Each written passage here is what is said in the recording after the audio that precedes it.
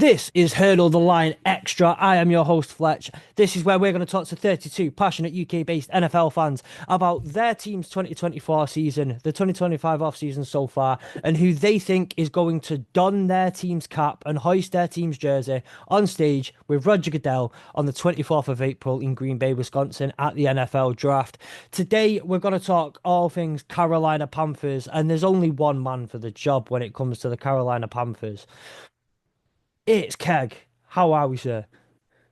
I'm very good, Flesh, mate. Thank you very much. Good to see you again. Thank you for having me on. How are you doing? I'm good, man. I'm good, man. Just missing. It's that whole weird period now. There's no football, It and you're waiting is, for the yeah. draft, and It's an just exciting few weeks, but it drags a bit, doesn't it?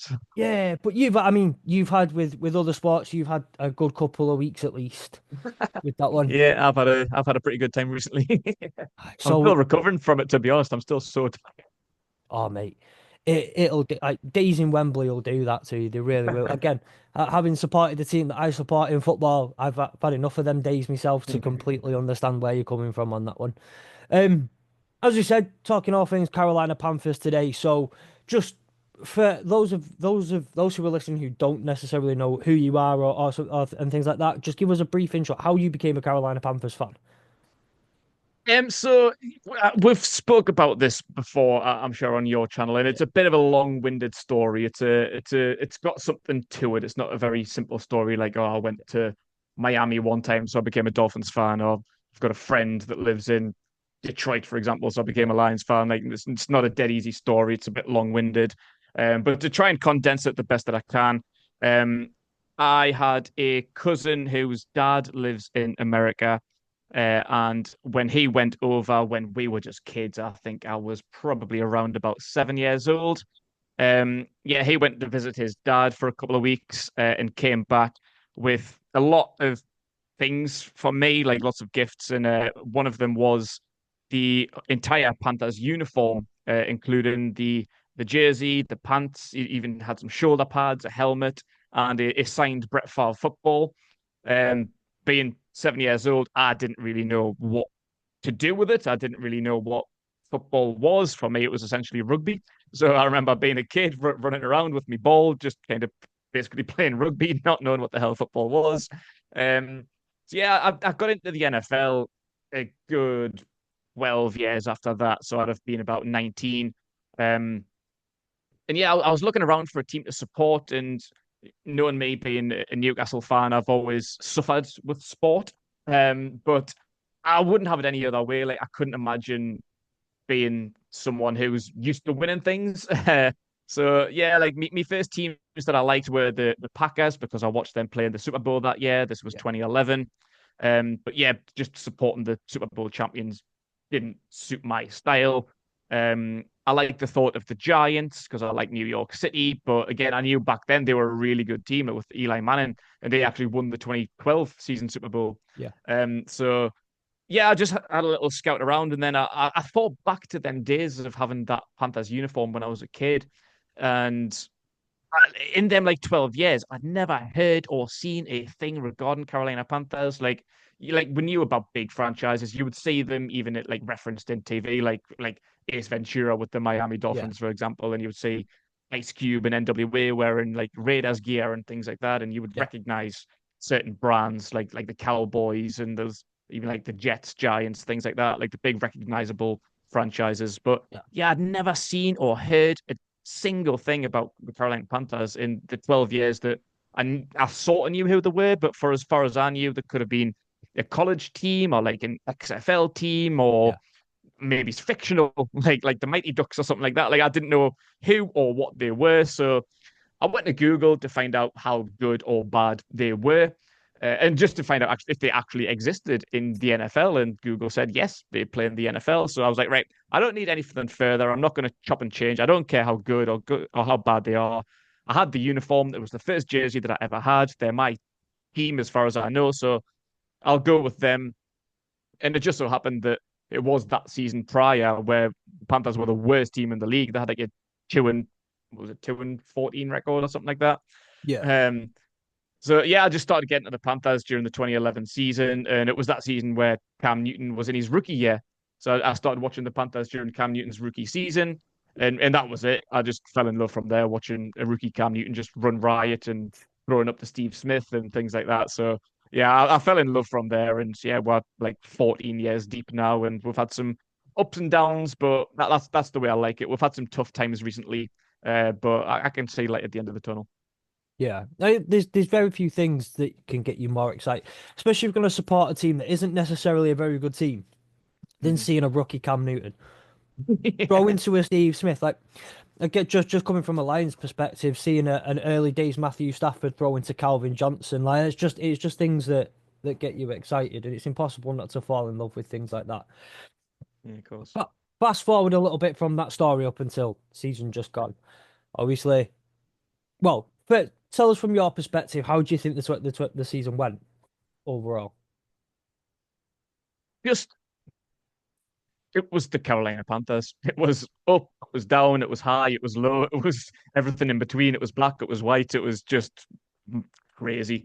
Yeah, it started horrifically. From the 2023 season, where we what was that record? 2-15. Should have had the number one pick in the draft, but the people that be prior to the people of now Yeah, uh, created that pick away, so we didn't even have the number one pick to show for how bad we were. But yeah, we changed everything up. We changed head coach, changed GM. David Tepper decided to take a bit of a step back, which was huge, probably the biggest move that we've actually made, actually getting David Tepper to back off.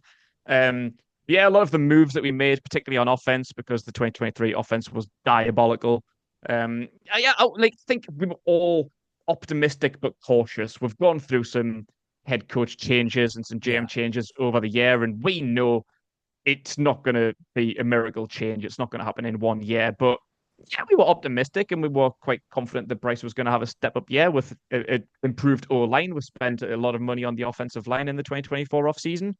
So yeah, we thought, it could be okay. Like yeah, we're not expecting to get to the playoffs or nothing, but just some positive football, some positive signs going forward. That's all we expect. But after the first 2 weeks, we're like, yeah, this ain't gonna be one of them years. This looks worse than 2023. Like it was shocking them first 2 weeks of the yeah, season. Then Bryce got benched, Andy Dalton came in. We won in week 3, and we thought, okay, the team might have something, but Bryce maybe isn't that guy. It looks like we've probably wasted that number one overall pick from 2023 where we traded up.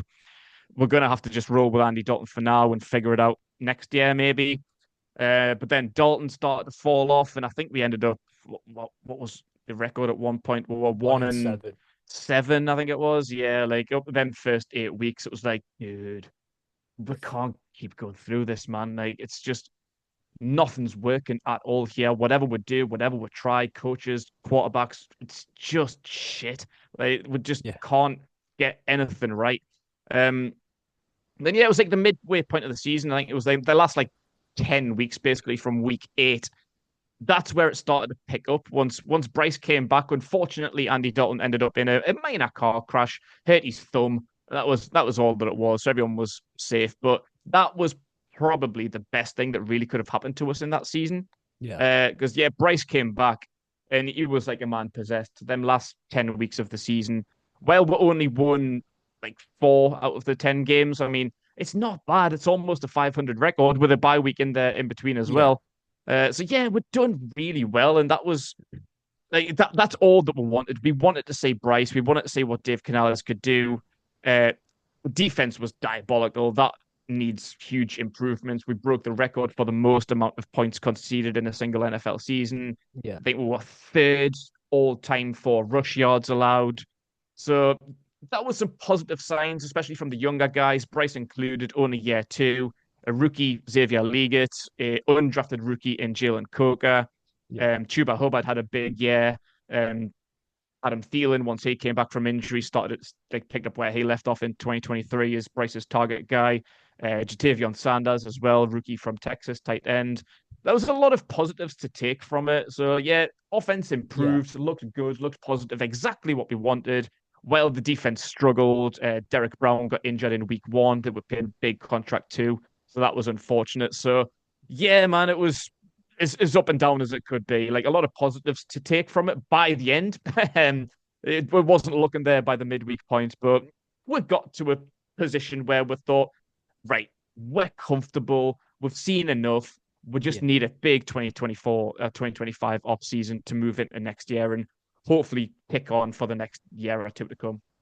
Yeah, and look, as you mentioned that, just gonna go to a couple of bits. You go those first 2 weeks, you lose by an aggregate score of 73 to 13. Like that, you can't be imagining the whole this can't get much worse. Again, and when you say that's not just any pick, that's the number one overall pick. And that's not just any number one overall pick, it's when you traded up to get into Yeah, a lot it to give up. has to work. That pick has to Mhm. work for you because of the capital that you've had to give up to get there. But and I just want to mention as well, though, just on that note, I remember being sat there at home watching the Munich game, Mhm. and I hadn't watched much of the Broncos game. I hadn't watched much of the Saints game. I think those are games that are like they're on red zone, and you kind of see them pop up every now and again. Yeah. Whereas, look, the game against the Giants in Germany, no other games on. So I'm sat there watching it and just thinking, gee, I am so happy for Bryce Young right now because Yeah. he's not done anything wrong. He's just been given so much crap, and he looks like he's balling out, having fun, and you just love to see that for a kid like Bryce Young. And as you mentioned there, yes, things picked up, offense got better. You've got the bye week straight after the Giants into recover coming back from Germany. Go on that four game losing streak. However, in that 4 game losing streak, you held the Chiefs. You should have beaten the Chiefs, and you Yeah. held the Chiefs to what a 3 point loss. You take the Bucks to overtime. Yeah. You were within one score against the eventual Super Bowl champions, who blew away that Chiefs that you were really close to, by the way, as Mhm. Super Bowl champions. And then like the loss to the Cowboys, we won't talk about that one. But that's Yeah, we'll skip over that one. look, losses are losses, and I'm not a big fan of moral victories. But that run of five Oh, games, yeah. at the end of the day, you can't you can't get really too upset with those 3 losses, given them the nature of them and who you were up against Hmm. and 100%. how well you played in those games.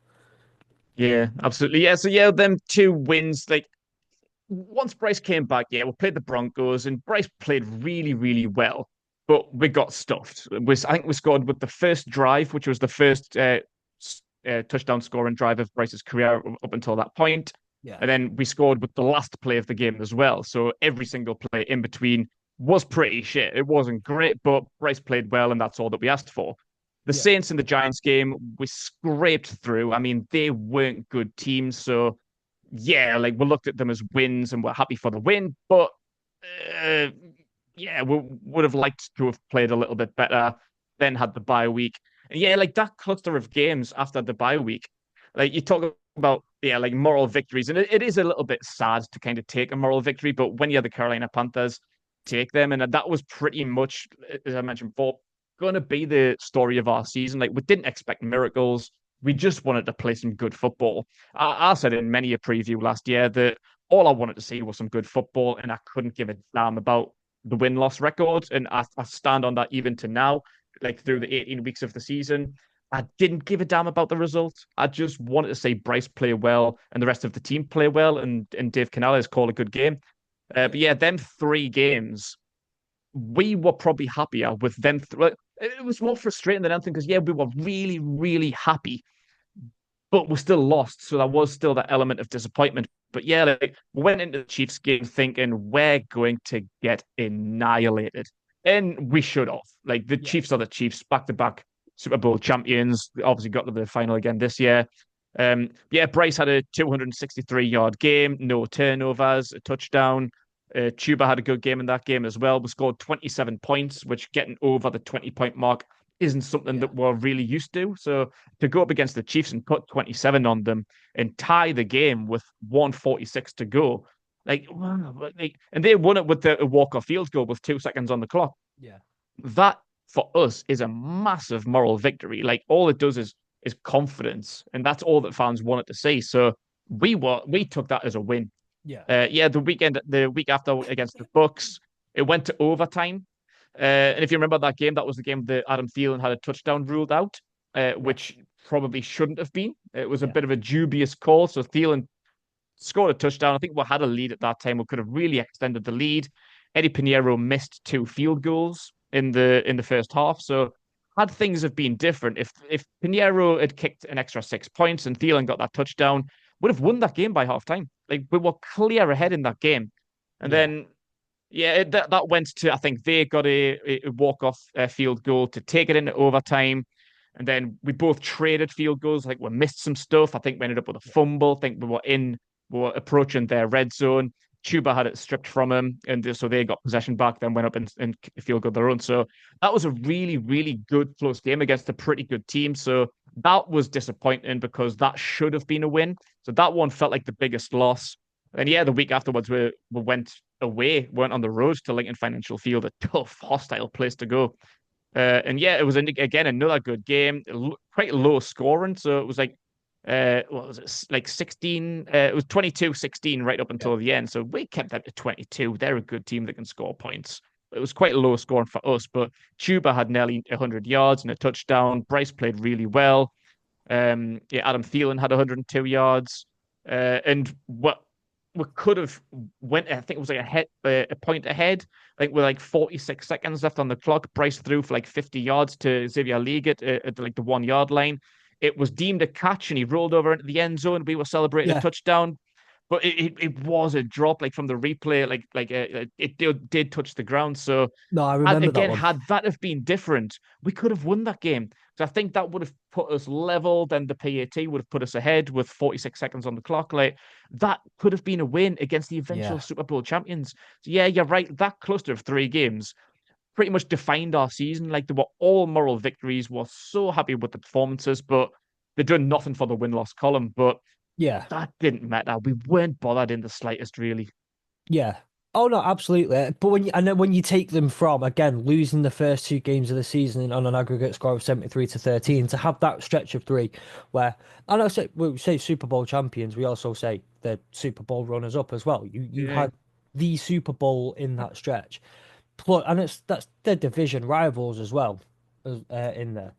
That it's just such a hard. And again, not a big fan of moral victories, but they are there, and when you get them, you get them.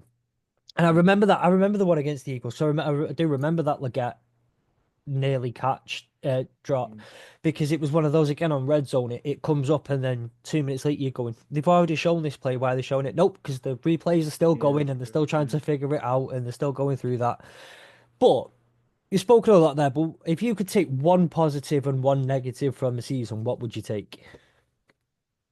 Um, Positive in general, I would say offense, but more specifically Bryce Young. Like that was all we really wanted to see all season long. Like I said, the win loss column wasn't really relevant.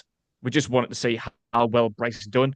And yeah, after them first 2 games in the benching, it was like, all right, this is over. That huge investment that we took the year before, it's blown. It sucks. Like we just got to take that loss, probably trade him, maybe release him, whatever it is.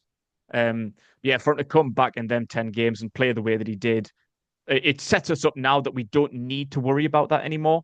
Like, we just need to continue developing that offense and make sure that he's got the weapons to play with. As I say, we did spend a lot of money on the offensive line in free agency last year. We spent 150 million on Robert Hunt and got Damian Lewis in as well. And we played really well. The offensive line's been something that's been a huge concern for us for many years. But last year, we played like a top 10 offensive line.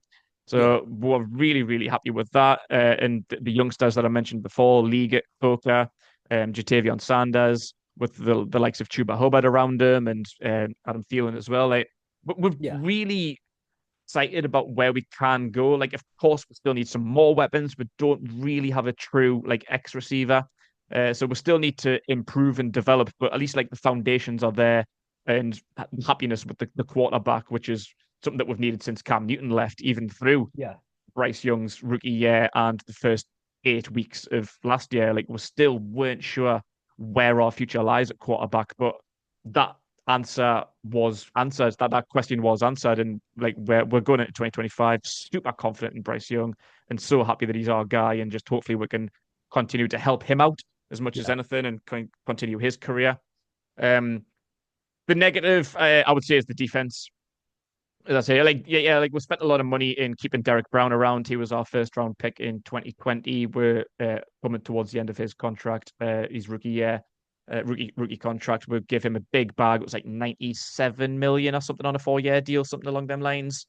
Um, and yeah, he went down in week one. It's like for the season. It's like, oh, for God's sake! And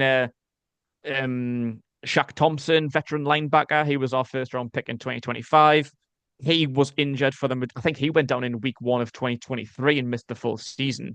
In Yeah, 2024, he was playing really, really well. Then I think it was like week five. He got out for the season again. I was like, oh my God, but just guys are just dropping like flies here.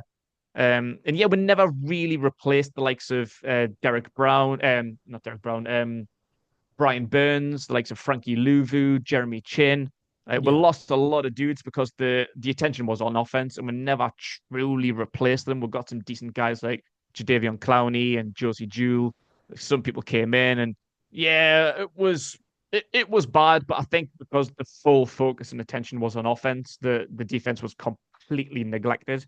Whereas this time around, 2025, it's a little bit different. Like I say, we're kind of happy with the core of the offense. We haven't got yeah, too much work to do there. Yes, there's still a lot of pieces that need to be included, but if we can kind of pay attention to defense this year, like we paid attention to offense last year, then yeah, we could be in a good position. Like we've done a lot in free agency. We've yeah. extended JC Horn.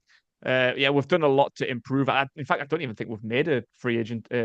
Oh yeah, we've got Rico Dowdle. Yeah, he's the one offensive guy that we've got in free agency, I think. But Yeah. everything else has been attention to defense, and I can say that extended through the draft as well.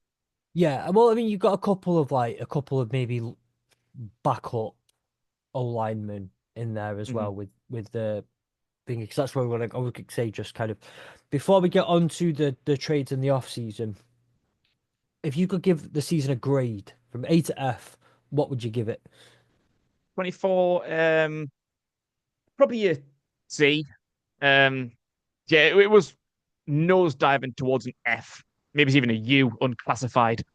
um, but yeah, once week eight came around and Bryce came back, and we got them two iffy wins, marginal wins. The bye week, and then that the 3 game losing period against the best teams in the league, and we got a couple more wins towards the end of the season. So yeah, happiness came back, and then questions that we needed answered did end up getting answered. So it can be positive, but as I mentioned, defense with allowing so many rush yards and so many points, like Yeah. you can't be too happy, and is you can't get too happy with a loss and call it a moral victory. So it's in the middle of the road. Like I say, there's a lot of positives to take, but a lot of things that we need to improve on as well. So I'd say it's Yeah. C is a relatively okay grade for us from last year. Sweet. So yeah, as mentioned, I think as you said there, you brought in Rico Dowdle. Um, that's after releasing Miles Sanders, and he's gone out. He's Mhm. now at the Cowboys, I believe, isn't he? Gone to the Yes, it Cowboys. is. Yeah. Um, within that though, see, couple of O linemen. There's a couple of D tackles. You've not been the most active on the free agency market. Not been Mm. out there making loads of big splash signings or anything like that. But you did bring back Andy Dalton on a 2 year contract. You did bring back. There were a couple others that you brought back in there as well. I'm trying to see here what we've got. You've got guys like Trayvon Mulrig, you brought in on a 3 year contract, Tershaw Wharton on a 3 year contract, uh, and then again you got O linemen, D tackle. You got Bobby Brown the third, it's 3 year contract. Sam Martin, everyone loves a bit of punter news. Everyone loves punter news. Um, you say release. Miles Sanders is out. I think I don't know if ESPN have got this wrong, but you didn't have a cornerback and a running back called Miles Sanders, did you? Because there No, might I be a didn't. typo on No. this one. Yeah, Because I you've guess got a so. CB Miles Sanders and an RB Miles Sanders, but I think that might be a typo. Yeah. Um, yeah, nothing. Thought so far. Is there anything you'd like to see happen a bit more? Are you happy with kind of where they've gone with what they've done in free agency and trade so far? Yeah, relatively happy. Is the majority of them, like Rico Dowdle's the only one from offense that we've brought in, or the offensive guys have come back, so they're just re-signings. Like we'll let a few guys test the market.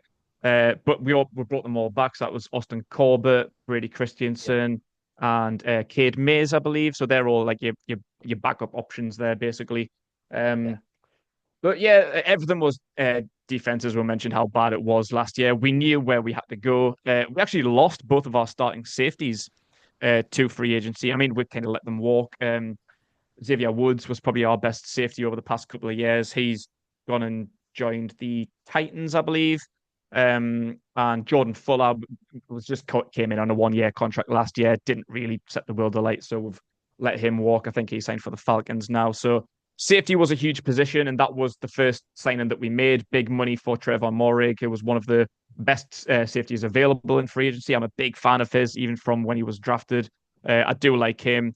And he's got one of the highest run stop grades as a safety in the league as well, which is something that we pay a lot of attention to. As I mentioned before, we had the third most rush yards allowed in NFL history last year. And that's kind of more towards where our defense coordinator, Ezra Evero, leans towards. He's a bit more of a run stop guy than he is like a pass rush guy. So everyone that we bring in has to have that run stop ability. And he's one of the best in the league at doing that from the safety position. So yeah, I'm really, really happy with that. We need to add a couple more guys alongside that. I know we've had a couple of interviews.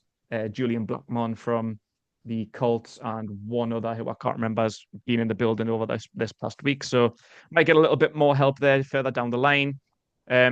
Bobby Brown the third, trim nose tackle from the Rams, worked with Ezra Evero at the Rams a few years ago, won a Super Bowl. So there's a connection there.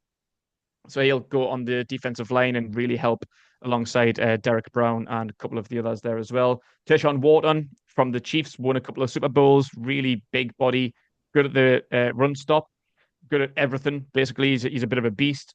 And everyone else, yeah, like it's all just kind of to help the defense, and that's what it's all been about. There's probably some questions about overpaying guys there. Like you say, we haven't been too active, but I seen a stat just before, and I can't remember if it's fifth or seventh. We've spent the most money in free agency. I think it's fifth. I think we've spent the fifth most amount of money in free agency so far. And yeah, we've got a little bit of cap space left, not a ton. As I say, we've got a few more interviews in. We actually heard that Hunter Renfro was in the building on Wednesday, so he's looking to have a comeback. But yeah, we've got a lot of more work to do. As I say, we've only really got two safeties currently, so we've got a lot of work to do there. Pass rush, we need a lot of help there because we're awful last year. Brought in Pat Jones from the Vikings. He's come in. So yeah, everything's just like kind of plugging holes, really kind of filling up the depth. Nothing that's really going to take your breath away right now, but some of these guys I think are going to be underrated dudes. I think especially Wharton and Brown. I think they're maybe underrated guys, people might not have actually heard of before unless you're a Chiefs or a Rams fan, respectively. But we do a good job. I've been watching some highlights and reading some stats and stuff, so I'm really impressed with the business that we've been getting done there. Lovely, man. Lovely. So going into the draft, we're only a few weeks away now, less than a month away. Probably by the time this is released, we'll be in the month of the draft and all that sort of stuff. So it's exciting times. And what we're looking at is what do you think is the team's biggest need going into the draft, going into the rest of the offseason? Where do you think like one specific position of need more than others? Yeah, I mean it's all defense. Pretty much anyone, anywhere will do at this point. But yeah, the one point I would say is an edge defender, a defensive end, outside linebacker that would go into our 3-4 base formation that Ezra Evero likes to use. And it's something that's been a bit questionable, I think, among the Panthers fan base. I think there was a lot of calls for Evero's head last year because he didn't change it, even in the 1 year that he worked with Brian Burns. There seemed to be a bit of a downgrade in Burns's numbers because he used to just play pure defensive ends, just pure pass rush, as he should be. That is his deal. But yeah, when Brian Burns played with us in 2023, he had to adapt to a bit more of an outside linebacker role. And quite often he was coming deep into coverage or he was standing so far out wide, he looked like he was lining up as a cornerback. It's like, dude, what's going on here? Like, he's one of the best pass rushers in the league. Get him on the fucking end of the defense and get him at the quarterback. But yeah, like that's just not Evero's style. And we brought in Jadeveon Clowney last year, had 5.5 sacks. And I mean, he's like 32, I think he is around about now. So yeah, like we haven't really had the best of pass rushing in the past couple of years, even when we had a premium pass rusher like Brian Burns. which last year we didn't. Clowney was the best that we had. His better years are probably behind him, but again, he's another guy with really good run stop numbers. He's good at stopping the run.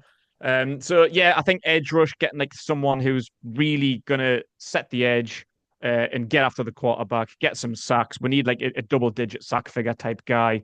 So yeah, there's a lot of good ones as well in this draft class. I think it's quite a deep class. So yeah, we Yeah. need to come out of the draft with one in the first couple of days. I would say if it's not eight, we've got to get one in day two. Like I say, because it's so deep, there's plenty of things that we could go. We could go corner, could go inside linebacker, defensive tackle, whatever it is. We've got a lot of holes that need filled. But yeah, we need to come out with a proper good pass rusher by the end of day two, I would say. Yeah. And with you having the pick at 8, it's it's one of those weird positions, I think, between 7 to 9 is always just it's that really weird play. You've got so much to rely on what goes on before you, but you will still get a premium top talent in a draft. It's a weird place to be in. It just depends on what's going to fall to you. But who would you like to see realistically? Obviously, well, let's say Abdul Carter, Travis Hunter, Mason Graham, uh, Cam Ward, etc. They're off the board. They're gone. Who would you like to see the Panthers take this year? On day one specifically, but if there's anyone else who you do think of as we could pick them up on a couple of days later.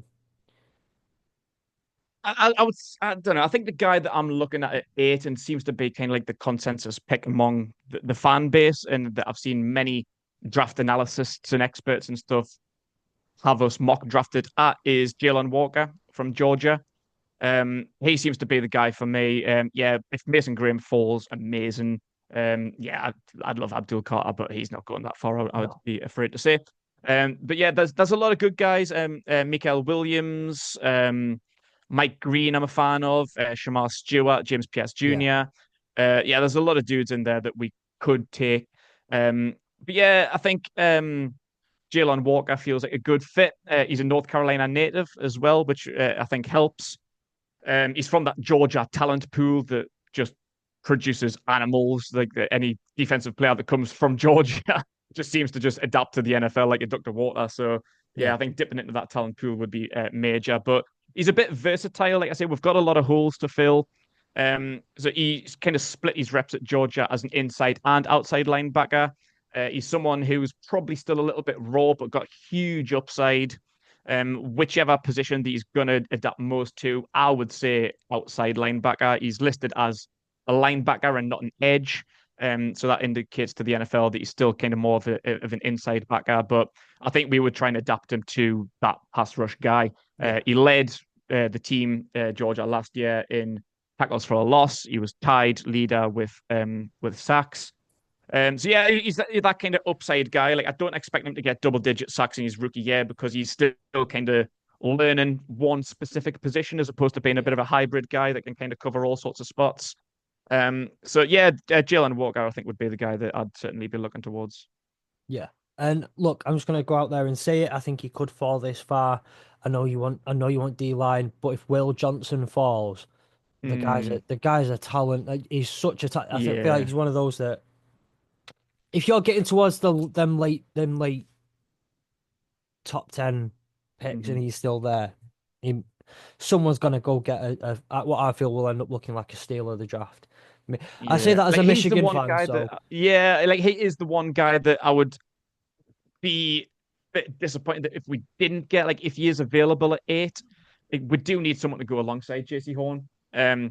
But yeah, like if Walker and a bunch of them kind of premium edge rushers are available and Will Johnson, like we can't really fail here. Whatever we do, I think edge is a more premium position that we need to pay attention to. But if we come up with Will Johnson, I'll be happy. And I have heard that that is a bit of a consensus within the Carolina Panthers building yeah, that we would like Johnson. We have, I think we've spoke to him and we like the kid. So I wouldn't be surprised if he's available. We do pick him, and I'll be happy. And yeah, say if we can go into the second round and come out with a worthy, maybe he's like late day one caliber player.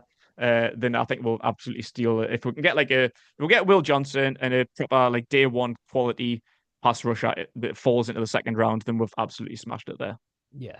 Lovely stuff. And don't do what your division rival Falcons did last year and go, do you know what we need? Loads of help on defense, especially in edge rusher. So what we're gonna do is we're gonna draft a quarterback, even though we're Yeah, just giving shit ton of money to I Kirk hope Cousins. not. Yeah, we've already drafted one of them a couple of years ago, and so far it hasn't quite panned out. So, yeah, So hopefully we don't do that. um but just to kind of start wrapping up, if you could take any defensive end in history that you could take as a rookie, draft them, bring them into the Panthers, who would you take? All right. That's a very good question. And you know what it is? I'm gonna go with one of our own guys. I'd like to bring him back. I'd like I'd like a 21-year-old Julius Peppers, second round pick from 2020 from 2001, the only Panthers draftee inducted into the Hall of Fame. I was gonna say, We need a pass rusher, and there's not many better than Pep. nope. So yeah, if I could get a rookie Julius Peppers back, this defense could look naughty. I was gonna say that's not just any Julius Peppers. That's his first ballot Hall of Famer Yeah, Julius it Peppers. certainly is. So, look, really appreciate having you on, Keg, and talking all things Panthers with us. Obviously, where can people find you? Where can people get in touch with you after they've listened to this? And obviously, would like to do nothing more than chat Panthers with you. Yeah, so if you want to come chat Panthers with me, I'm on all social media platforms as the Panthers Magpie. That's where you can find me. Personals at Keg TMC, the TMC standing for the Magpie channel, which is Newcastle United content that I do. So you can find us on all social media platforms on there, as well as YouTube, where we do a weekly podcast live on a Wednesday night. But yeah, Panthers Magpie for all your Carolina Panthers content. Drop me a follow, come have a chat, and we'll get some stuff sorted. No worries. And as always, you know the drill if you listen to this stuff all the time. The links are in the description of how to get to Keg and how to follow him. So any of those things that you want, the links will be down there anyway, Instagram, Twitter, and all the good stuff. So appreciate you, Keg. Thank you very much for coming on. And well, good luck with the rest of the off season. Hopefully we'll get much more chance to get you on and talk Panthers with us again during the season. Yeah, I'd love to anytime, mate. Thank you very much.